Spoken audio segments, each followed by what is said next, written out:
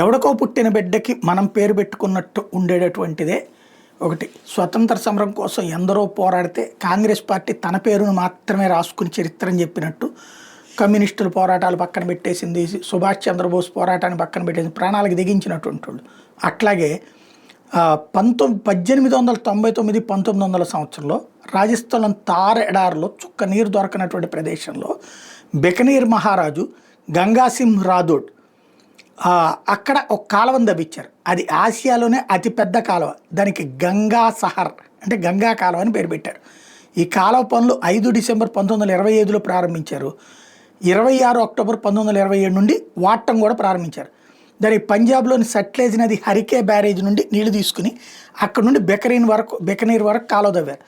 దానికోసం బ్రిటిష్ వాళ్ళకు కూడా డబ్బులు చెల్లించాడు ఆయన. కప్పని చెల్లించి మరీ చేశాడు.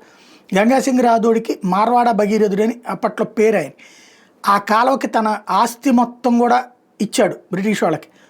650 కిలోమీటర్ల పొడవైన కాలువ కింద రాగి ప్లేట్లు అమర్చి కాలువకి ఇరువైపులా లైమ్ స్టోన్ రాళ్లతో రివిటింగ్ చేయించడం ద్వారా నీళ్లు ఇసుకలో ఇంకిపోకుండా ఏర్పాటు చేశారు.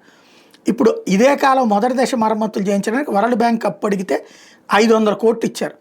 రెండవ దశకి ఇంకా తేలాల్సి ఉంది. అంటే ఆ రోజులకి ఈ రోజులకి ఎట్లా ఉందో అర్థం చేసుకోవచ్చు.